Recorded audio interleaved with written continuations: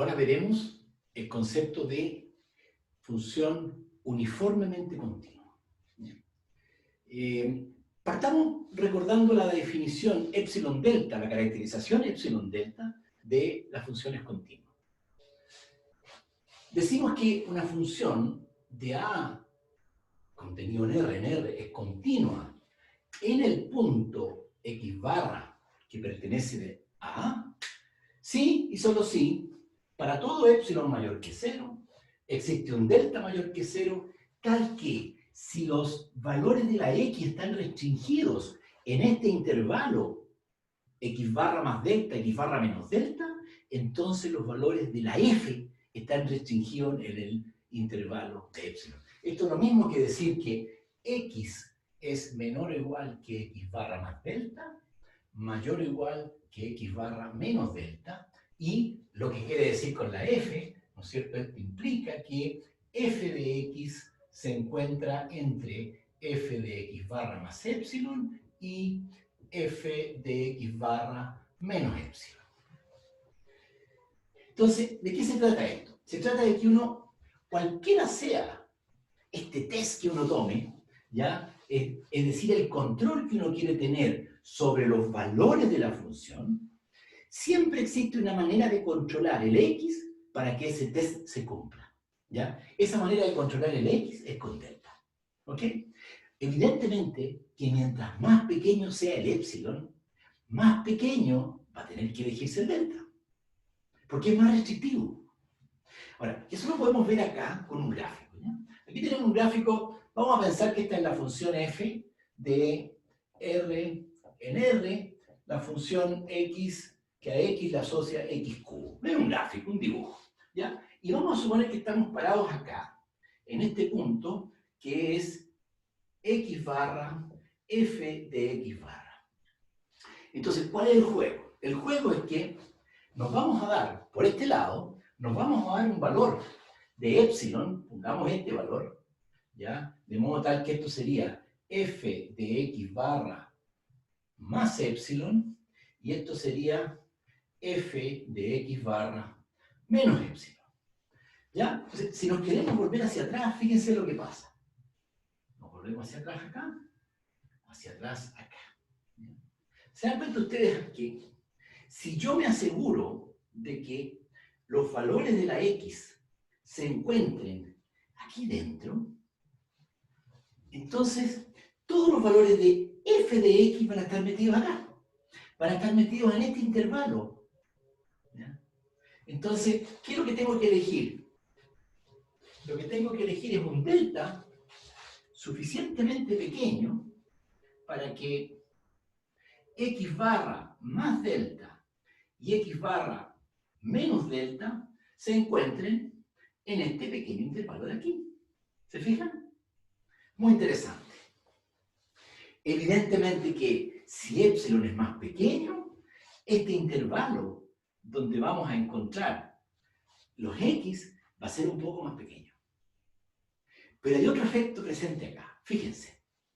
Si yo muevo x barra a la derecha, fíjense lo que va a pasar.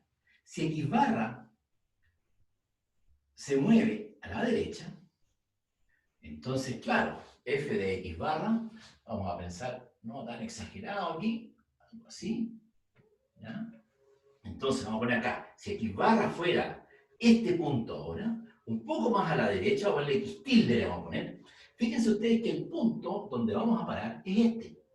Este es el punto x tilde, f de x tilde, ¿ya?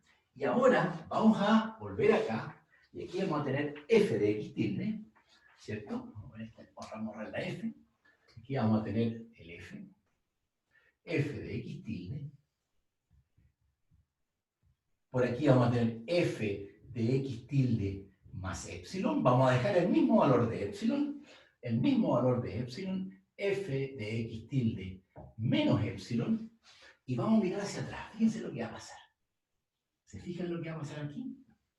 Es que el ancho del intervalo que va a estar en torno, aquí está difícil para dibujarlo bien, pero se ve, ¿no es cierto?, que el ancho de este intervalo es mucho más pequeño. ¿Se fijan? Porque la función es más parada. Esta función x cubo se va haciendo cada vez más parada. Entonces resulta que el delta que voy a elegir acá tiene que ser más pequeñito para que los valores de f en esos valores de x caigan acá adentro. Este intervalo es igual de grande. El epsilon es exactamente el mismo. Sin embargo, el delta es más pequeño, depende del punto donde yo estoy. En este punto acá el delta es mucho más grande que el delta que tengo que elegir acá. ¿Ya? En general, este delta, que depende de epsilon naturalmente, resulta que también depende del punto donde yo estoy tomando la continuidad. Ok, la idea de la continuidad uniforme es que ese delta no depende del punto. Por lo tanto, esta función no va a ser uniformemente continua. ¿Ya? La función, de hecho, la función x cubo, ¿no es cierto? Esta función, como función de R de R en R, no es uniformemente continua. ¿Ya?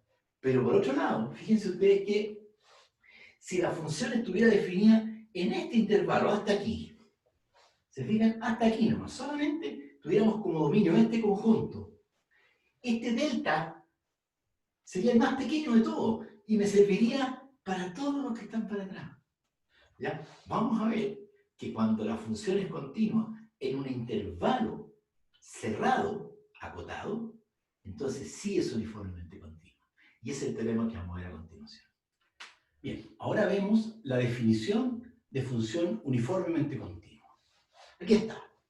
F del intervalo del conjunto A en R es uniformemente continua. Uniformemente continua, fíjense ustedes, en todo el conjunto A. Si para todo epsilon mayor que 0 existe un delta mayor que 0, tal que, no importando, tal que, aquí tengo algo malo, tengo que arreglarlo, tal que, ¿dónde está mi borrador? Aquí está el borrador. Tal que, no importando quién sea x e y, en la medida que se encuentren contenidos en el dominio de la función, el módulo de x menos y menor o igual que delta implica que la imagen de f de x está a distancia menor o igual que epsilon de f de y. Noten ustedes que x e y son cualquier par de puntos del dominio. Ahora, claro, si uno se especializa en el caso de las funciones continuas, uno fija un punto. En este caso, uno diría, uno fija el y, y entonces uno mira los valores de x menos y, f de x menos y.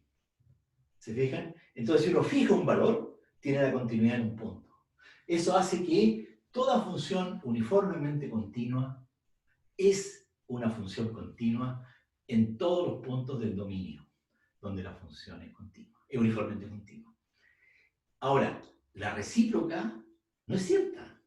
Hay funciones que son continuas y que no son uniformemente continuas, como el ejemplo que les mostré hace un minuto muestra.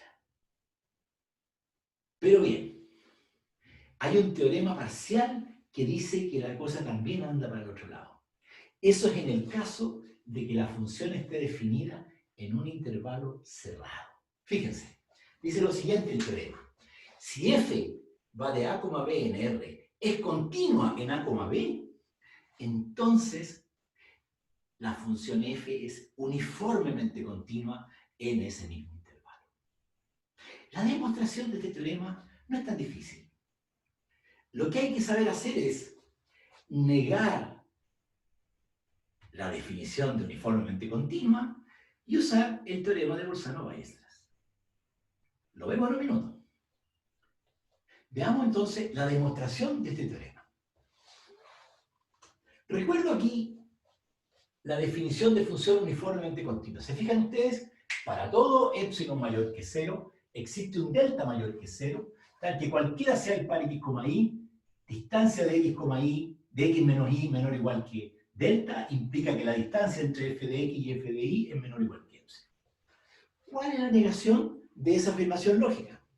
Simplemente, ¿se acuerdan? Para todo existe, existe un epsilon mayor que 0, tal que para todo delta mayor que 0 existe un par de x e y en A, tal que esto es falso. Y eso significa simplemente que x menos y es menor o igual que delta y, fíjense, f de x menos f de y es mayor o igual que epsilon.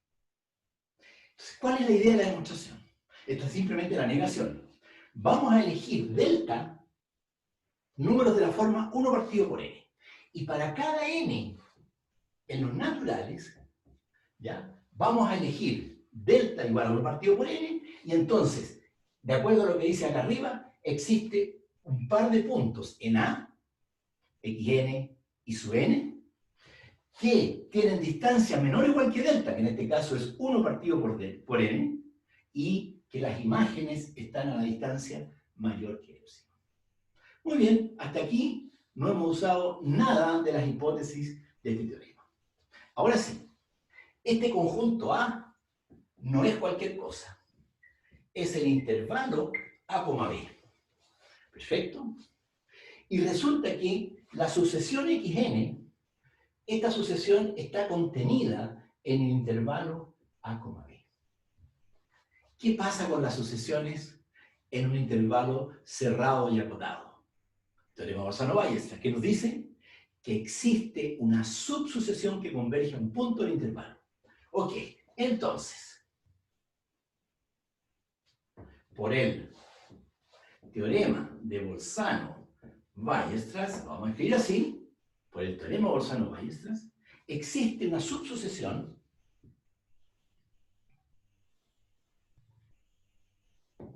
que la vamos a anotar así, x sub n sub k, ¿ya? N sub k es esa función que a cada k le asocia un índice n sub k, ¿ya? Que va creciendo, ¿se acuerdan? Muy bien, esta subsucesión está contenida en A, B y converge a un punto x barra que pertenece al intervalo A, B. Fantástico. Por cada uno de los xnk existe un i sub nk que coincide con el mismo índice. I sub nk. Perfecto. Esa es una nueva sucesión, claro. Es una subsucesión de la sucesión original I sub n, que también está contenida en A. Y fíjense ustedes qué es lo que pasa con esta sucesión. I sub n, resulta que xn, por esta condición que está acá, xn menos i sub n es 1 partido por n. Por lo tanto, x sub nk menos i sub nk es menor o igual que 1 partido por nk.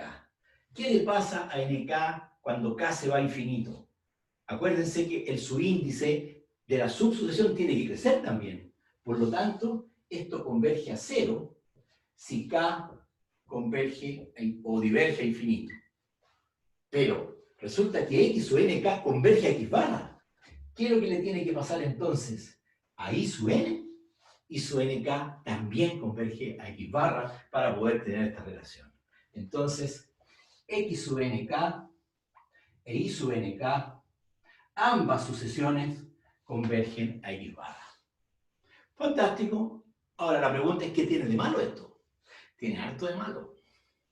Porque si xnk converge a x barra, ¿a dónde converge f de xnk? ¿A dónde converge?